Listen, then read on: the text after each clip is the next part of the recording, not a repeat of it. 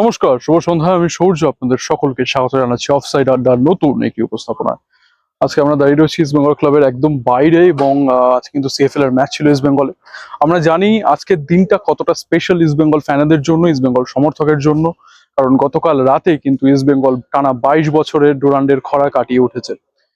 টানা 22 বছরের অপেক্ষা, যন্ত্রণা, কটূক্তি সবকিছু সামলে নিয়ে ডুরান্ড জয়, এবং সেই আমেজে কিন্তু আহ আজকেও ইস্ট বেঙ্গল মেতে ছিল, এবং সেটা কিন্তু কিছু না কিছু ভাবে পারফরমেন্স আজকে যেটা ছিল সিএফএল এর ম্যাচে সেটার উপরে কিন্তু একটা এফেক্ট ফেলে। আমরা যদি আজকে কথা বলি আজকে সিএফএল এর পারফরমেন্স নিয়ে আহামরি করে কিছু বলার নেই। আত্মতুষ্ট একটা দল দেখা যায় আজকে।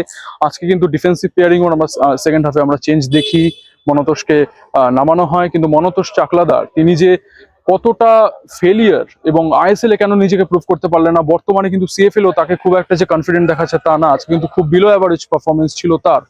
তো মনতোষ চাকলাদারকে নিয়ে ভাবতে হবে, যখন আপনার বেঞ্চে অঙ্কন ভট্টাচার্যের মতন প্লেয়ার বসে রয়েছে তখন মনতোষ চাকলাদারের মতো প্লেয়ারকে সুযোগ দেওয়া, এবং তারপরেও তিনি যখন পারফরমেন্স করতে পারছেন না, সেটা নিয়ে কি রকমের রিয়াকশনস আসতে পারে। আমরা নেক্সট ম্যাচ রয়েছে আগামী বোধহয় বৃহস্পতিবার রয়েছে, সেখানে আমরা দেখবো কোনো স্টার্টিং 11 চেঞ্জ আসে কিনা। তাছাড়া আকাশ হেমব্রম আজকে স্টার্ট করেছিলেন, খুব যে বেশি কিছু করতে পারেননি। যাকে নিয়ে কথা বলবো সেটা হচ্ছে বিজয় মুর্মু। দুর্দান্ত পারফরমেন্স, আজকেও বেশ কয়েকটা ক্রস দুর্দান্ত ভাবে খেলেছেন, এবং শুধুমাত্র আজকে নয়, লাস্ট কয়েকটা ম্যাচ ধরে কনসিস্টেন্টলি পারফরমেন্স করে এসেছেন বিজয় মুর্মু, এবং সেটা নিয়ে কিন্তু অবশ্যই অবশ্যই প্রেস করতে হবে, কথা বলতে হবে এবং আলোচনা করতে হবে, যেটা আলোচনা সাপেক্ষ। আছে কিন্তু অর্চিষ্মান বিশ্বাস কোচ, তিনিও ডাগ আউটে ছিলেন না, পরপর দুটো ম্যাচ ইয়েলো কার্ড খাওয়ার যার কারণে তিনি কিন্তু আজকে সাসপেন্ডেড ছিলেন। তার জায়গায় কিন্তু বরুণ সেনগুপ্ত, যিনি অ্যাসিস্ট্যান্ট রিজার্ভ টিমে, তিনি কিন্তু আজকে মেন দলের দায়িত্বে ছিলেন, এবং কথা বলা হয়েছে। কিন্তু আজকে পারফরমেন্স নিয়ে যদি কথা বলি, খুবই আন্ডারওয়েলমিং একটা পারফরমেন্স। এই পারফরমেন্স কিন্তু ইস্ট বেঙ্গল যারা 41 বার চ্যাম্পিয়ন হয়েছে সিএফএল এ, তাদের থেকে একেবারেই আশানুরূপ নয়। ঠিক আছে, অনেক বেটার হতে পারতো, অনেক কিছু নিয়ে কথা বলার আছে। আজকে খুব স্লথও দেখিয়েছে, খুব ওভার কনফিডেন্ট দেখিয়েছে, কিন্তু এই মুহূর্তে কিন্তু সিএফএল এর যদি আপনার টপ 6 এর জার্নি দেখেন, সেখানে কিন্তু সিএফএল এ এই মুহূর্তে ইস্ট বেঙ্গল যে একেবারে টপে রয়েছে, কেউ কম্পিটিশন দেওয়ার মতো নেই, সেটা কিন্তু একেবারেই নয়। সিএফএল এ কিন্তু এই মুহূর্তে ভবানীপুর কিন্তু ঘাড়ে নিঃশ্বাস ফেলছে রীতিমতো ইস্ট বেঙ্গলের। সেটা নিয়ে আমরা প্রশ্ন করেছিলাম কোচ বরুণকে, এবং তিনি কি উত্তর দিলেন সেটা আমরা অবশ্যই দেখবো। কিন্তু তার পাশাপাশি আজকে কিন্তু বেশ কয়েকটা মিস্টেক হয়েছে রেফারির তরফ থেকেও। ইস্ট বেঙ্গল কিন্তু একটা মাত্র গোল পেয়েছে, সেটাও হ্যান্ডবল হয়েছে বক্সের ভেতরে, সেটার জন্য পেনাল্টি থেকে, যেটা মনতোষ মাঝি কিন্তু কনভার্ট করতে ভুল করেননি। কিন্তু তার আগে ফার্স্ট হাফে কিন্তু একটা পেনাল্টি ডিনাই করা হয়েছিল বলে মনে হলো, অ্যাটলিস্ট আমাদের মনে হয়েছে প্রেস বক্সের দিক থেকে। কালীঘাট কিন্তু পেনাল্টিটা পেলেও পেতে পারতো, ওটা কিন্তু মানে পেনাল্টি দেওয়া যেতে পারতো, কিন্তু দিনের শেষে সেটা দেওয়া হয়নি। সেটা নিয়ে বেশ ক্ষোভ প্রকাশ করেছেন কালীঘাটের কোচ, এবং তারা কি বলেছেন সেটা অবশ্যই শুনবো। কিন্তু কালীঘাটের যিনি গোলকিপার আজকে দুর্দান্ত পারফরমেন্স করেছে, তার সাথেও আমরা কথা বলে নিয়েছিলাম। সব থাকলো আপনাদের জন্য অফসাইড আড্ডার পর্দায়। আজকের জন্য এইটুকুই। আমি সূর্য, আশা করছি ইস্ট বেঙ্গল বেটার পারফরমেন্স করবে নেক্সট দিনগুলোতে, কারণ তারা চ্যাম্পিয়ন, তারা ভারত চ্যাম্পিয়ন, তারা ডুরান্ড চ্যাম্পিয়ন, এবং তারা সিএফএল এরও ডিফেন্ডিং চ্যাম্পিয়ন। এইবারেও কিন্তু যদি একটু সিনিয়র টিমের কিছু প্লেয়ার ইনক্লুড করা যায়, অ্যান্ড এই যে খারাপ পারফরমেন্স গুলো হচ্ছে সেটাকে যদি নিয়ে একটু বসা যায়, আলোচনা করা যায় কেন হচ্ছে, আমার মনে হয় ইস্ট বেঙ্গল কিন্তু সিএফএলটাকেও রিটেন করতেই পারে। আজকের জন্য এইটুকুই। আমি সূর্য, অফসাইডটাকে দেখার জন্য অসংখ্য ধন্যবাদ। যেটা সবসময় বলে থাকি, ভারতীয় ফুটবল তথা কলকাতা ফুটবলের পাশে কিন্তু অফসাইড আড্ডা সবসময় রয়েছে। আমি সূর্য, সাইনিং অফ। দেবদত্ত প্রথমবার স্টার্ট করলো বোধহয় নিজের ম্যাচ, এবং আশানুরূপ খুব একটা পারফরমেন্স দিতে পারলো না। একটা নতুন ছেলে, অন্য জায়গা থেকে এসছে, তার মানিয়ে নেওয়ার জন্য টিমে কিরকম আপনার কি ভাবনা রয়েছে তাকে নিয়ে? না, দেবদত্ত আমাদের সঙ্গে রেগুলারলি প্র্যাকটিসে করছে, কিন্তু প্র্যাকটিসেও মানে খুবই ভালো প্র্যাকটিস, তাই জন্য সে ফার্স্ট টিমে আসে। বাট এইটা একটা ব্র্যান্ড ক্লাবের জার্সি, সেই জার্সির একটা ওয়েট আছে, এবং সেই সব প্লেয়ার, এই আমাদের যেমন বিলাল হাই স্কোরার কেপিএলে, সেখানে এসে এখানে গোল পাচ্ছে না। তো মানে বিলাল আমাদের সঙ্গে, আকাশ, অরুণলাল, দেবদত্ত, এরা আস্তে আস্তে অ্যাডজাস্ট করছে, বাট টাইম লাগবে। তোমাদের যে টিমটা, এটা কি মনে হয় যে মানে কালকে জেতার বলে ছেলেরা তো খেলা দেখেছে, জানে রেজাল্ট সব কিছু, এটার কি কোনো রকম মানে এফেক্ট কি কিছু পড়েছে? মানে সেই জন্য ছেলেরা একটু আত্মবিশ্বাসী বেশি হয়ে গেছে, ওই জন্য আরও টিমটা আরও এই অবস্থায়? না, আত্মবিশ্বাসের ব্যাপারটা নেই। ব্যাপারটা হচ্ছে কি, মানে কালকেও আমাদের প্র্যাকটিস হয়েছে মর্নিংয়ে, এবং সেখানে ছেলেরা ঠিকই ছিল, সব কিছুই ঠিক ছিল। বাট আজকে মানে মানে স্টার্টিং থেকেই একটা কীরকম যেন ইয়ে হয়েছে। বাট আমরা চেষ্টা করেছি ড্রেসিং রুমে হাফ টাইমে, তারপরে ছেলেরা অনেক ওপেন ক্রিয়েট চান্স করেছে সেকেন্ড হাফে, ফার্স্ট হাফের তুলনায়।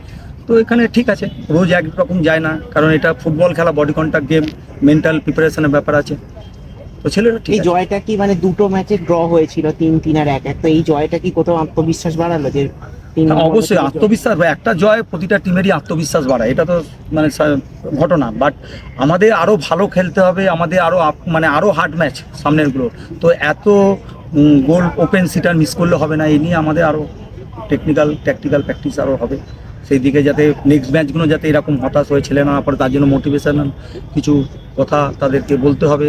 একটা ব্র্যান্ড ক্লাবের জার্সির কতটা ওয়েট সেটা বোঝাতে হবে ভিন রাজ্যের ছেলেদের। আমাদের ছেলেরা বুঝছে, বাট একটা টিমের মধ্যে 3-4টে প্লেয়ার যদি ভিন রাজ্যের হয়ে যায় বা দুটো ছেলে ভিন্ন, তখন ওই অ্যাডজাস্ট হতে একটু সময় যাবে। অপোনেন্ট টিমের অফিসিয়াল কোচটা বলে গেলেন যে ছোট দলের টিম ইসমাইল মোহনবাগানকে ওয়াকওভার দিয়ে দেওয়া ভালো, মানে এইরকমভাবে ছোট দলকে মানে করে দেওয়া, যে পেনাল্টি দিয়ে একটা হারিয়ে দেওয়া জোর করে, কি বলবো? দেখুন এই ব্যাপারে অপোনেন্ট কোচ তার নিজের মতামত জানিয়েছে, বাট ছেলেরা খেলেছে, ছেলেরা একটা সেটা আমাদের অফিসিয়াল অথর বলে যায়নি যে প্ল্যানটি দিয়ে দাও বা ইয়ে করে দাও, সেটা রেফারির কাজ করছে, সেই কথাগুলো রেফারিকে বললেই ভালো হয়। আচ্ছা, লিগ শীর্ষের লড়াইয়ের জন্য কিন্তু ভবানীপুর ঘাড়ে নিঃশ্বাস ছাড়ছে, একদম। সেটা নিয়ে কি ভাবনা রয়েছে লিগের শীর্ষস্থান দখলের জন্য? আর কি কি দেখা যেতে পারে আপনাদের তরফ থেকে?